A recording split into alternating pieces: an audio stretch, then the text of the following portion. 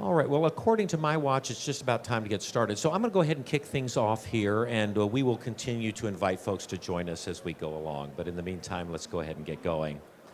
Well, good afternoon. My name is Larry, and I do welcome you to AhnLab and today's session where we will examine exploits and advanced attacks. Now, we're going to be looking at some actual cases of attacks, and our engineer will be taking you through some demonstrations that will help explain how exploit-based threats work.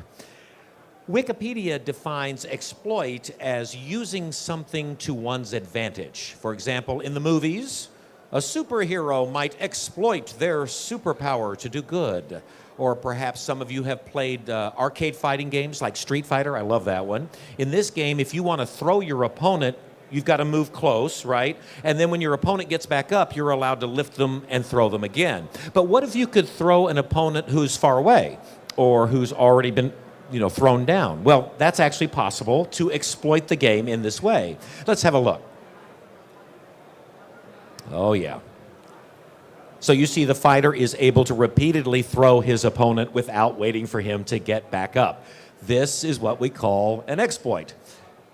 Now, to exploit this game, you just have to wait until your opponent comes into your half of the screen.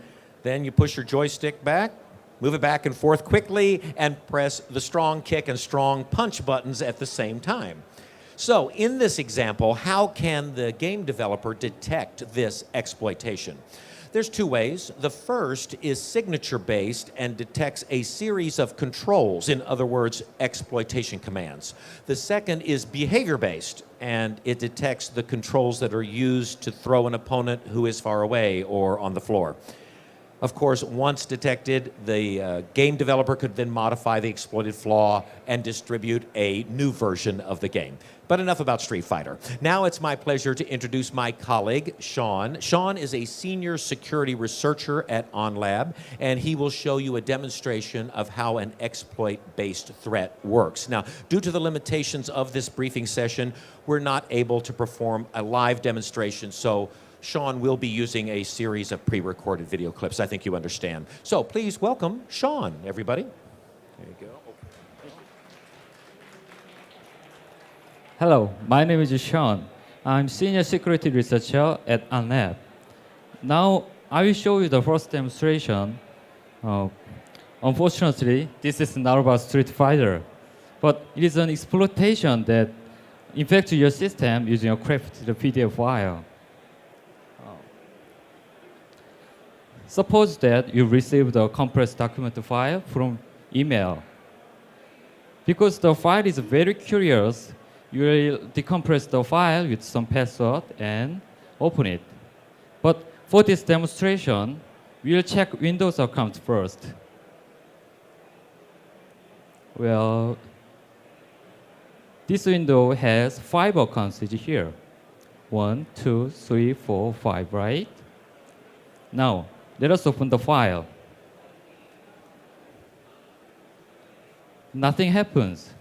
You think there is something wrong with the file, or the PDF reader version doesn't support the file.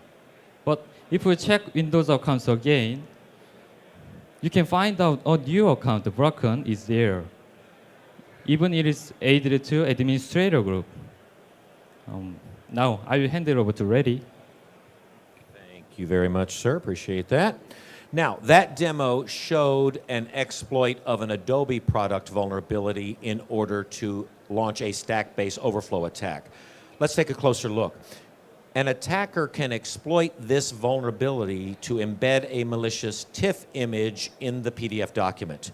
This is what the TIFF file looks like. If you change the value, the attack shown in the demo will occur. The attack vector is the data count field. When the value of this field is larger than 2, which as you can see is now at 204, the buffer overflow occurs. If you want to use static detection, this exploit can be detected when the value of the specific field is larger than 2. How then is this vulnerability exploited in actual attacks? This sample is from an attack on a financial company that occurred last year. The attacker encoded the malicious script in particular strings to avoid detection. At that time, the senior security researcher at AhnLab had to analyze the codes for several hours to find the malicious script. Cyber criminals are using bypass methods to avoid detection of known vulnerabilities. Now, let's take a look at another example. This vulnerability was reported in 2014 and affected Word and other Microsoft products. The bottom image is the RTF file which exploited this vulnerability. The heap buffer overflow occurs when this value is greater than 16, which as you can see is now 25. When n is 25, the vulnerability will be exploited. As you can see, there are many zeros in the middle to make it hard to detect. There's also cases where attackers use a swear word with an asterisk in front of it to make it hard to detect. It's distracting. Now let's look at the scenario of advanced targeted attack that exploits a zero-day vulnerability. Let's assume a hacker is targeting company X for financial gain. The hacker will first install the same antivirus software on his or her computer as the one that's used by company X in order to look for and exploit mechanisms that the AV software cannot detect. The hacker will then start writing the shell codes that will perform malicious activity, such as stealing information or locking and destroying the target system. Once the hacker creates the shell codes, he or she will check whether the AV software, which has behavior signatures, can detect the shell codes. If detected, the hacker modifies the logic of the detected field and repeats the test to create a malware that will bypass the AV software. Finally, the hacker packages this malware very nicely, sends it via email to one or more employees. Then it's just a matter of time before the entire company gets infected. By the way, this is not a virtual scenario. This actually happened. So what can we do to defeat cyber attacks?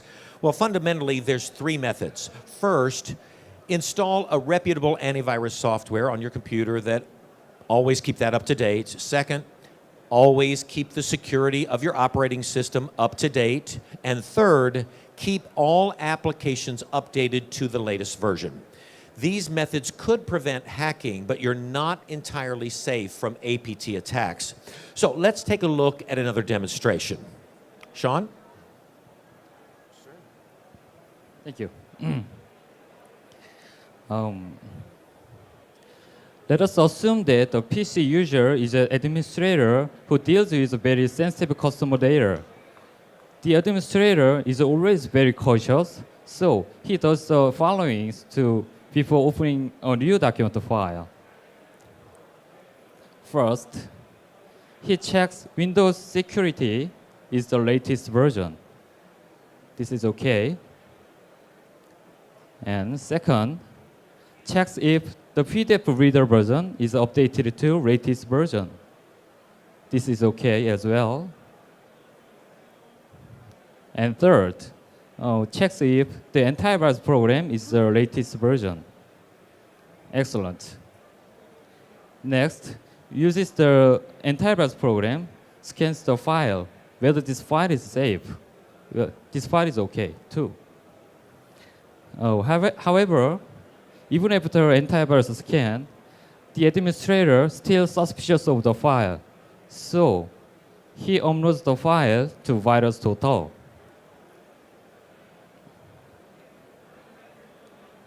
The VirusTotal scans the file with multiple antivirus programs. It takes some time.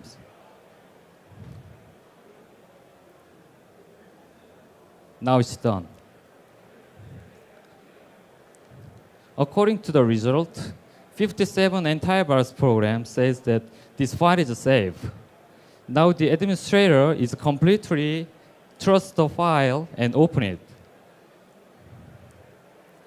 But the cursor places on this place, all the customer's data was stolen. Reddy will tell you more the details. Thank you, sir. Got that. Thank you, Sean. All right, so as you've just seen, even if you are a user who takes all the security precautions, your system can still be penetrated by the attacker. That's how sophisticated and deadly the latest APTs are. Now let's examine how we diagnose the zero-day exploits. So this is a series of flow from the vulnerability being exploited to the malicious behavior. There's a bomb somewhere. You don't know when it will explode. Nothing's happened yet, but it's a potential threat. So at some point, the bomb could get ignited. This is when the vulnerability gets exploited and the application starts operating abnormally. Because of this abnormal operation, the EIP of the process moves to the malicious shell codes. Then, boom, the bomb explodes, and the malicious shell codes are executed, and the malicious behavior will then be activated. So let's assume a behavior-based engine detects this process and catches behavior A, modified behavior B, another one behavior we'll call C. It may not be easy, but if it can detect all of the malicious behaviors out there, it can be said to have achieved a complete detection of zero-day exploits. But the problem is, the more behaviors that it catches, the more false positives there will be. It's not easy to apply the many behaviors in behavior-based engines. What's more, hackers are endlessly testing behaviors that bypass detection. This is why we need to find a way to detect shell codes before the malicious behaviors occur. Before we talk about shell code detection, we need to understand how the shell code executes and triggers malicious behavior. When you open a normal file, the EIP accesses the memory like this. However, when you open a malicious file in which the hacker has planted a malicious shell code, EIP seems as if it's accessing the memory as normal, and then as soon as the exploit starts, the EIP jumps to the abnormal memory area where the shell codes exist to trigger the malicious behavior. In order to detect shell codes before malicious behaviors occur, AhnLab developed the advanced memory-based analysis technique called Dynamic Intelligent Content Analysis and employs it in our APT solution AhnLab MDS. The Dynamic Intelligent Content Analysis, or DICA engine, analyzes assembly codes in the memory of unknown files. It thereby detects the malicious file at the exploitation stage where vulnerable applications are exploited, and even detects malware that exploits new zero-day vulnerabilities. Therefore, regardless of whether the malicious behavior occurs or not, AhnLab's exclusive DICA engine detects malware at the pre-exploitation and exploitation phases. Let's take a look at the shell code execution process again with AhnLab MDS. Now, as soon as they occur, the DICA engine accurately detects exploits and EIP jump to abnormal memory area. It also creates a report like this when it detects an exploit. This shows where the exploit occurred and the memory and OP code of where the malicious shell codes will be executed. Let's examine this more closely with this demonstration. Sean?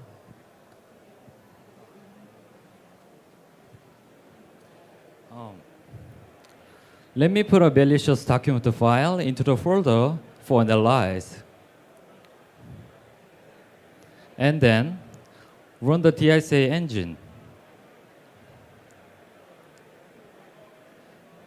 As soon as the file opened, the DICA engine diagnoses this file as malicious and closes the file. Let's take a look at the report the DICA engine has just created. The report says that this file is malicious and the name of the vulnerability is CVE 2009-0927. And let's look at the details. The details in yellow show that it uses a heap spray. And it started with the malicious JavaScript, and the JavaScript evoked this vulnerability, and this vulnerability exploits the system to write a specific NLP value on the memory. Because the memory also overwritten to SEH memory, so the application crash occurs and the EIP address jumps to this address. This address runs NLP codes for a long time. Eventually, shellcode appears. Right before the shellcode gets executed, the DICA engine terminates the application and decrypts it as assembly code.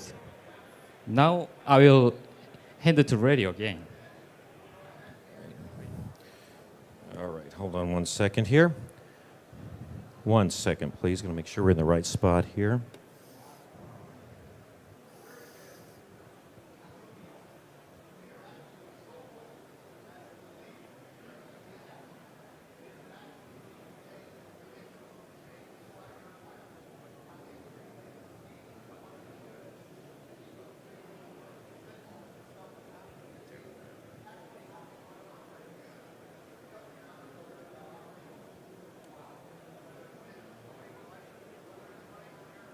One second, please. Let me just make sure we're at the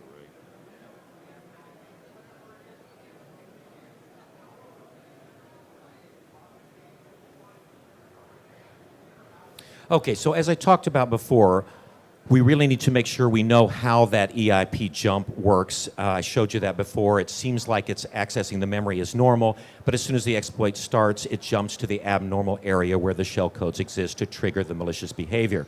Now, in order to detect shellcodes before malicious behaviors occur, that's when we use our advanced technique called dynamic intelligent content analysis, and as I said, employs it in our AhnLab MDS.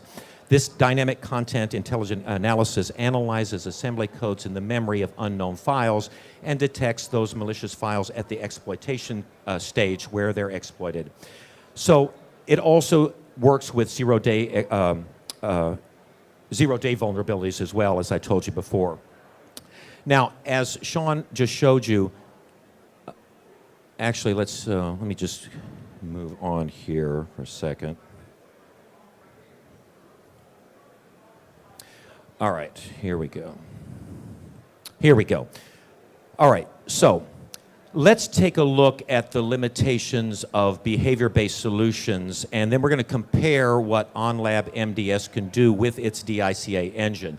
So there's three types of potentially malicious samples in behavior-based solutions that cannot be detected. Exploits that occur when downloading specific files via network communication, exploits that occur through specific user interactions, and malicious behaviors that occur with a specific environment only.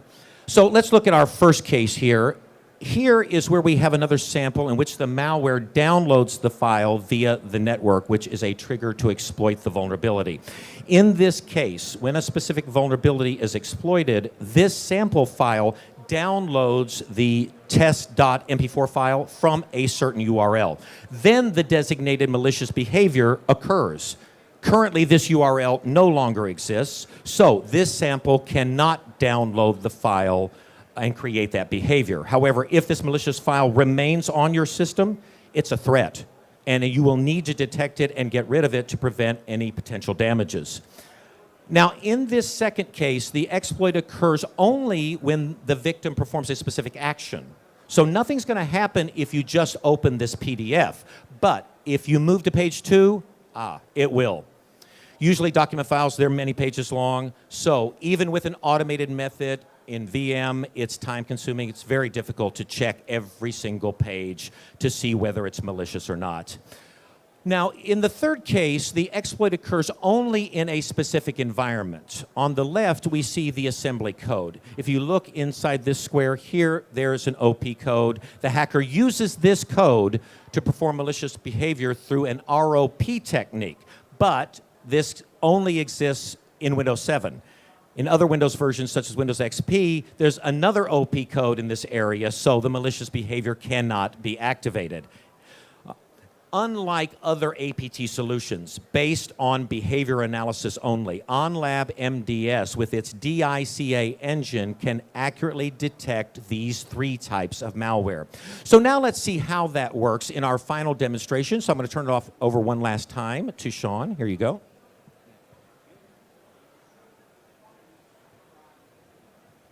Now I show that how DICA engine detects those three cases that Larry mentioned. In the first case, a sample that download and execute malware from a specific URL. In this case, the DICA engine scans the memory regularly, so it takes just a few more seconds. As you can see, the DICA engine already detects this file as malicious. But it keeps the scanning for give you additional information about the malware.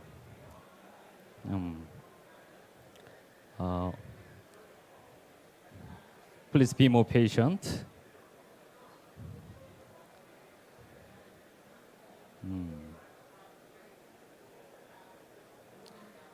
Oh, now it's done. Let's see the report. The report says that this file is malicious and it uses a hip spray quite a lot, and it tried to attempted to download this test.mp4 file. In the second case, a sample that a malicious activity launched only when victim moves to second page.